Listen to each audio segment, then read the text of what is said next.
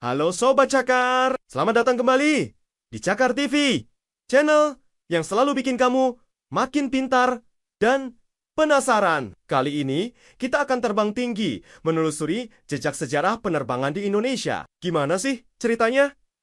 Dari yang awalnya cuma angan-angan, sampai sekarang kita bisa terbang kemana aja dengan mudah. Siapkan sabuk pengaman, kita akan segera lepas landas. Kisah ini dimulai jauh sebelum Indonesia merdeka, tepatnya pada 19 Februari tahun 1913, seorang penerbang asal Belanda bernama Jan Hilgers membuat sejarah. Ia menerbangkan pesawat Fokker Spin di Surabaya. Bayangkan, masyarakat saat itu pasti melongo, tak percaya melihat kereta angin bisa melayang di angkasa. Peristiwa ini menjadi titik awal yang menyulut mimpi anak bangsa untuk bisa menguasai langitnya sendiri. Mimpi itu mulai mendekati kenyataan pasca kemerdekaan. Semangat nasionalisme membara, termasuk di kalangan para pemuda yang antusias dengan dunia dirgantara. Pada tanggal 27 Oktober 1945 di Pangkalan Udara Maguwo, Yogyakarta, Agustinus Adi Sucipto berhasil menerbangkan pesawat peninggalan Jepang jenis Cureng. Ini bukan sekadar terbang biasa, sobat. Ini adalah deklarasi bahwa bangsa Indonesia mampu dan berhak menguasai teknologi penerbangan. Momen ini begitu bersejarah hingga Adi Sucipto dihormati sebagai Bapak Penerbang Indonesia dan namanya diabadikan sebagai nama bandara di Jogja. Tapi punya pesawat saja tidak cukup. Kita butuh angkatan udara yang kuat untuk menjaga kedaulatan. Maka lahirlah Angkatan Udara Republik Indonesia atau ORI yang sekarang kita kenal sebagai TNI Angkatan Udara. Di masa-masa awal, ORI beroperasi dengan pesawat-pesawat peninggalan Perang Dunia Kedua.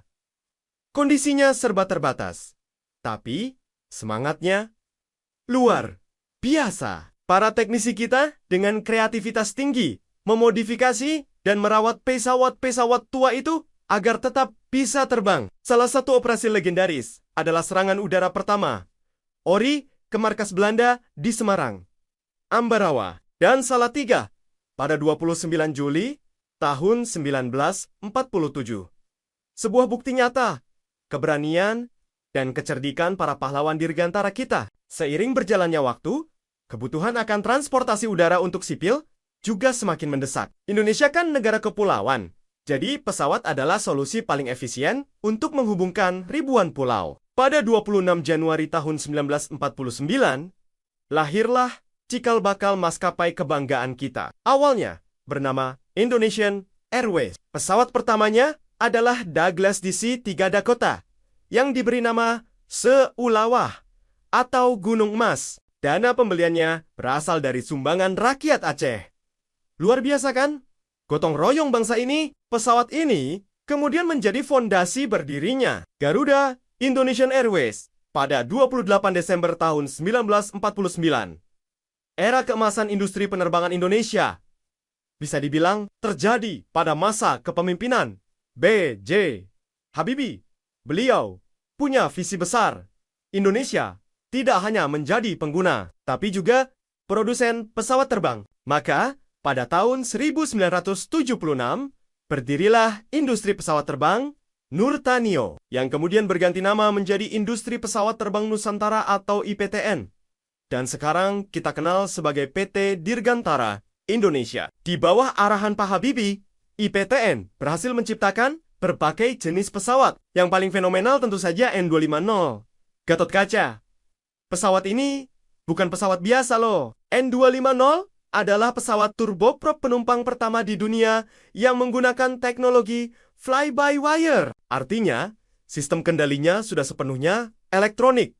Sangat canggih pada masanya. Penerbangan perdananya pada 10 Agustus tahun 1995 menjadi momen yang sangat membanggakan. Seluruh dunia melihat bahwa Indonesia mampu membuat pesawat modern. Hari itu bahkan ditetapkan sebagai Hari Kebangkitan Teknologi Nasional. Sayangnya, proyek N250 harus terhenti karena krisis moneter ke 1998, sebuah mimpi besar yang tertunda, tapi semangatnya tetap hidup. Selain N250, PTDI juga sukses memproduksi pesawat lain, seperti CN235, sebuah pesawat angkut Serbaguna, hasil kerjasama dengan Kase Spanyol. Pesawat ini laris manis di pasar internasional dan digunakan oleh banyak angkatan udara di berbagai negara. Ini membuktikan bahwa kualitas produk Dirgantara Indonesia diakui dunia.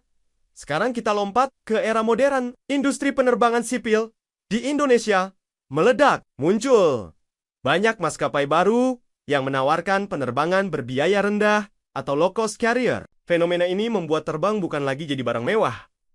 Siapa saja bisa terbang. Now, everyone can fly menjadi slogan yang sangat populer dan relevan. Mobilitas masyarakat meningkat drastis.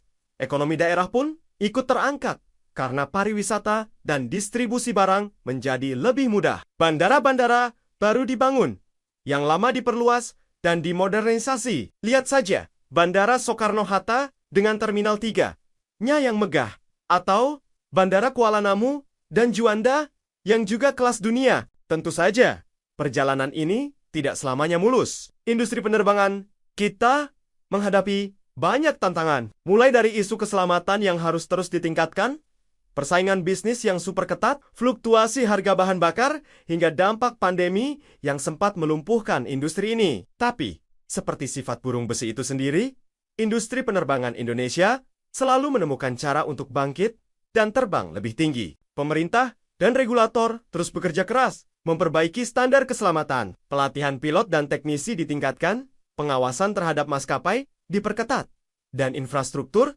terus dibenahi. Semua ini dilakukan untuk memastikan setiap penerbangan berjalan dengan aman dan nyaman. Karena dalam dunia penerbangan, keselamatan adalah harga mati, tidak ada kompromi. Lalu, bagaimana masa depan penerbangan Indonesia? Prospeknya sangat cerah. Para insinyur muda, kita tidak berhenti berinovasi. Ada proyek pengembangan pesawat R80, penerus spiritual dari N250 yang digagas oleh almarhum B.J. Habibie.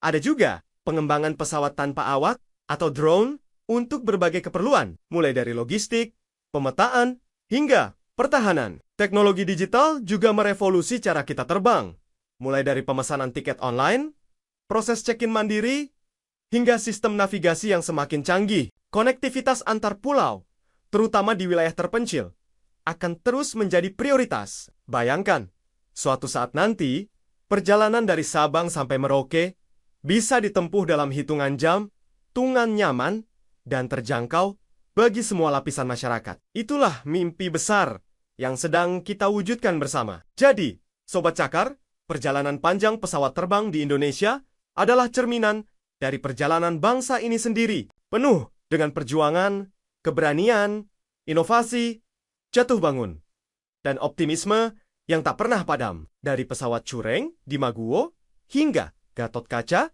yang membanggakan, dan ribuan penerbangan komersial setiap harinya, semua adalah bagian dari narasi besar tentang bagaimana Indonesia menaklukkan langitnya. Setiap kali kita duduk di dalam kabin pesawat dan merasakan getaran saat lepas landas, ingatlah para pahlawan dan pemimpi yang telah merintis jalan ini. Mereka telah mewariskan langit yang luas untuk kita jelajahi, dan tugas kita sekarang adalah menjaganya, mengembangkannya, dan memastikan bahwa generasi mendatang bisa terbang lebih tinggi lagi. Terima kasih sudah menyimak perjalanan seru ini sampai akhir. Apa momen penerbangan paling berkesan buat kamu? Atau mungkin kamu punya mimpi untuk bekerja di industri Dirgantara? Tulis di kolom komentar ya. Kita diskusi bareng. Jangan lupa like, share, dan subscribe channel Cakar TV biar kamu nggak ketinggalan video-video keren lainnya. Sampai jumpa di video berikutnya. Tetap penasaran, tetap pintar.